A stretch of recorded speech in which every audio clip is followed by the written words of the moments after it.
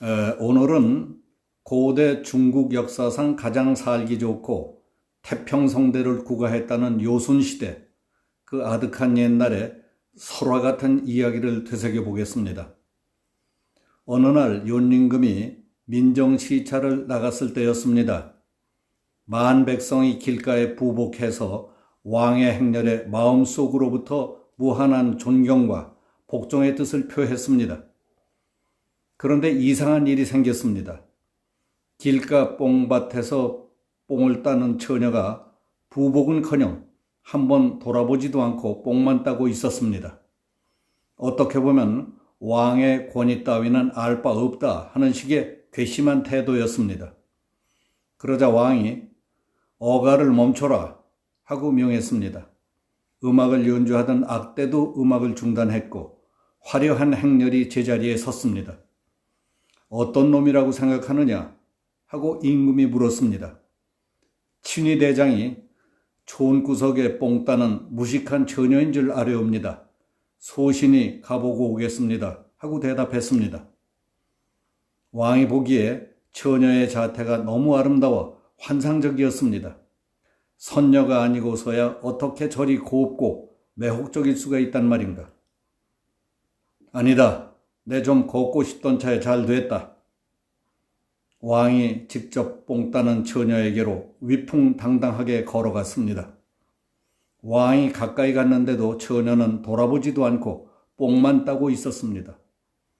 왕은 은근히 자존심이 상했습니다. 너는 나의 백성이 아니란 말이냐? 왕이 너를 찾아왔다. 그때서야 처녀는 몸을 돌려 정중하게 목례를 했습니다. 그 순간 왕은 크게 실망했습니다. 아무리 권문세가의 귀한 따님이라도 왕이 손만 잡으면 왕의 것인데 이 여인은 통 그러고 싶질 않았습니다. 처녀 얼굴에 보기에도 민망한 큰 혹이 달려 있었던 것입니다. 왕은 슬그머니 객기가 발동했습니다. 그래, 만 백성이 짐을 우러러 경의를 표하고 땅에 부복해서 순종의 뜻을 보이거늘 너는 어인 까닭에 부복은 고사하고 아예 오불관한한단 말이냐. 그러자 이 처녀의 입에서 매우 아름답고 당당한 음성이 흘러나왔습니다. 하늘 아래 왕의 땅이 아닌 곳이 없고 땅끝까지 왕의 신하 아닌 자가 없사옵니다. 어지신 왕에겐 동서남북의 어느 백성이고 신복치 않는 자가 없습니다. 만 백성의 어버이에게 부복하는 일만이 경의가 아니없고 부모의 뜻에 따라 소임에 충실함이 더 충성스러운 일이 아니겠사옵니까? 부모가 무엇이 그리 대단한가? 은혜가 무한하여 자손은 영구히 받들어야 하고 효는 만행의 근본이며 모든 선행 중에서 으뜸인데 군왕께서 마땅히 그 모범을 보이셔야 하거늘 어찌 이를 탓하려 하시옵니까? 왕은 감탄해서 저절로 미소를 지었습니다. 야, 그거 참 기이하구나. 왕은 첫 번째 질문에서 크게 감탄하여 두 번째 질문을 했습니다. 넌 헌데 얼굴에 혹이 달려서 창피하지 않으냐? 신체 발문은 하늘이 부모님을 통해 주신 은사이오며 하늘의 뜻은 삼라만상을 다스리는 것이온데 어버이신 왕께서 어쩐 연고로 소녀의 생김새를 조롱하시옵니까? 인간의 도로서 인간을 다스려야 하고 외양보다는 내면의 진실을 존중해야 하는 줄로 아뢰옵니다. 왕은 더욱 놀라서 신하 중에 이렇게 어질고 현명한 신하가 많았으면 얼마나 좋을까 하고 생각했습니다. 왕은 내친 김에 엉뚱한 질문 하나를 더 해보았습니다. 너를 내 왕비로 삼고 싶다. 날 따라 가겠느냐? 뽕 따는 소녀는 조용히 그러나 단호하게 말했습니다. 백성들에게 학문보다는 예를 먼저 가르치셔야 하고 재리보다는 도리를 먼저 가르치시는 것이 군왕의 도라고 생각하옵니다. 대왕께서 그럴 뜻이 있으시다면 나라의 질서를 지키고 예도를 가르치시기 위해 당연히 먼저 저의 양친의 동의를 구한 다음 혼소를 보내시고 예법이 정한 바에 따라서 가장 모범이 되는 절차를 따르시는 것이 마땅한 줄 아옵니다. 그런데 어이하여 소녀를 노상 납치하려 하시옵니까? 왕은 크게 감탄했습니다. 마을 씨름에서 왕이 패한 기분이 들 정도였습니다. 누가 감히 왕에게 저렇게 의롭고 유식한 도리를 당당하게 말해줄 수 있단 말인가? 그런 의인이 내 곁에 있다면 얼마나 좋을까? 여인에게 빠져드는 것이 때맞춰 내리는 단비처럼 메마른 대지를 적시는 것 같도다. 이 노변의 산문, 길 가다가 만난 여인에게 던진 3가지 질문, 바로 이것이 요임금이 했던 민정시찰의 가장 큰 성과가 될 줄은 아무도 몰랐습니다.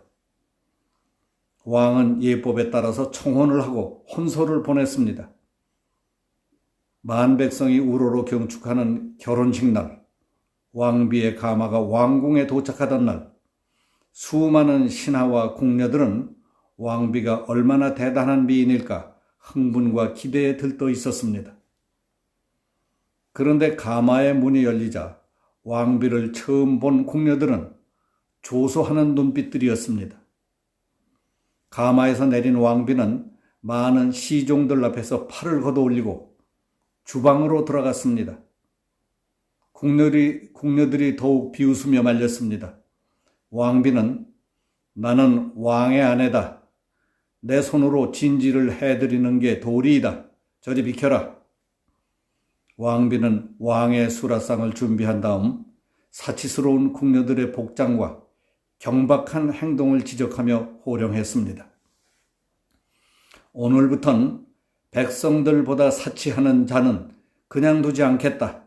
농어촌의 선량한 부인들보다 잘 먹거나 더 게으른 자는 용서하지 않겠다. 백성들의 어버이신 왕을 섬기는 자들이 백성들보다 예와 도리가 모자라면 어떻게 왕께서 바른 정치를 하실 수 있단 말이냐. 왕비의 엄숙하고 단호한 질책을 받은 궁녀들은 모두 고개를 들 수 없었습니다. 그날부터 나라의 질서와 도덕이 하루가 다르게 바로 서고 꽃피기 시작했습니다. 당장 궁중이 달라지고 대신들이 달라졌습니다. 공직자가 달라지니 백성이 금세 달라져서 나라엔 도둑이 없어지고 세상 인심이 어딜 가나 풍요로워졌습니다. 그리하여 이 위대한 여인이 요순시대의 태평성대를 창조하는 불가사의의 기적을 낳았던 것입니다. 왕으로부터 촌부까지 백성은 하나같이 바른 사고와 예의를 지켜서 온 천지가 높은 수준의 도덕사회를 이루었습니다. 길가에서 만난 소녀의 사려 깊은 생각과 지혜를 알아보고 왕비로 맞은 요임금의 너그러움과 해안이 존경스럽습니다. 그리고 임금을 올바르게 보필한 왕비와 매사에 솔선수범함으로써 궁중의 분위기를 근면, 검소, 겸손, 상호 존중, 긍정적 사고로 바꾸고 그런 분위기가 백성들의 마음과 태도를 바꾸게 함으로써 태평성대를 이룩한 왕비의 얘기가 많은 것을 느끼게 합니다. 21세기 최첨단 사회에서 시간과 세상을 거꾸로 돌리려고 발버둥질 치는 사람들이 더욱 어리석고 천박해 보입니다. 새삼 그들을 경멸하는 눈으로 바라보게 됩니다. 여기서 마치겠습니다. 감사합니다.